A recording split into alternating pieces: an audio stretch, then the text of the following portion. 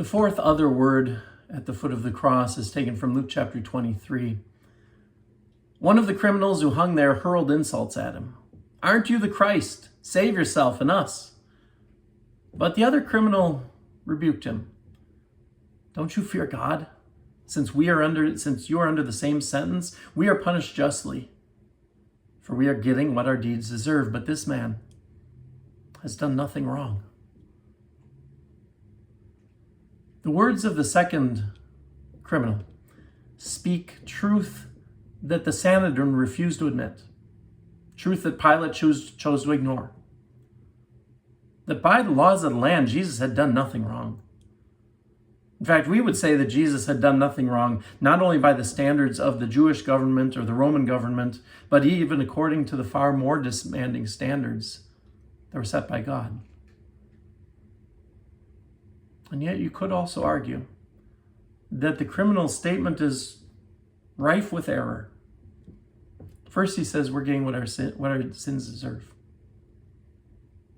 Now, some would argue that the error is that he was getting actually far more than his sins deserved, that any civilized nation realizes that the crime of theft, which is thought by some to be the crime they committed, that the crime of theft, it's not one which merits the death penalty.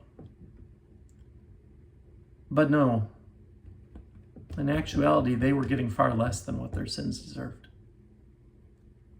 God says in the Bible that sins deserve death.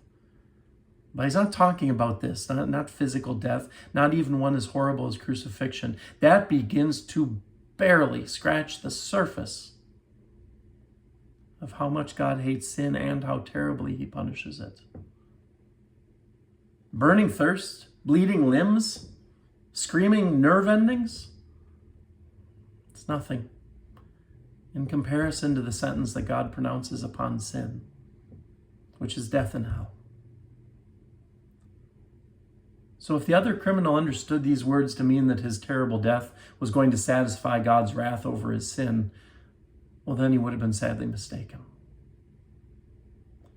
Another error is that he said, "You were under the same sentence." But really, he wasn't. The criminals were under a far different sentence than Jesus was. I know that all three of them received the sentence of crucifixion, but the criminals were only under a sentence from the Roman government. Jesus was the one who was under a sentence from God. When Jesus cries out later, he doesn't ask why the Jewish Sanhedrin or the Roman government is carrying out this sentence on him. But he says that God is turning his back on him.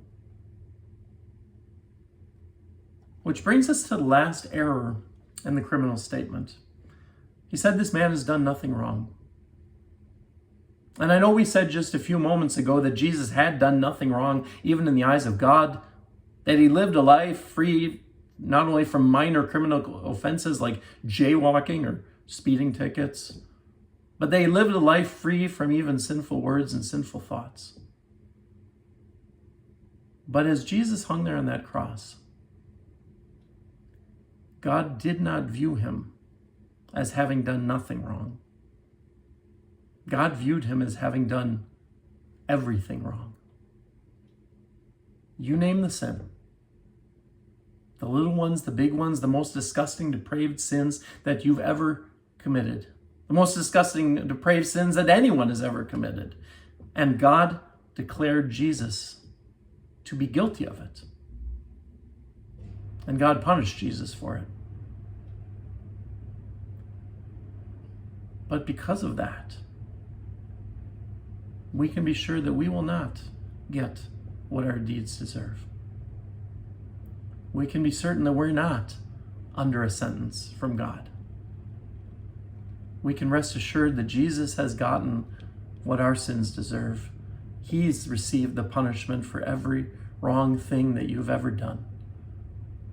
That in God's eyes, you're the one who has done nothing wrong. And therefore, the only sentence you'll hear from him is not guilty.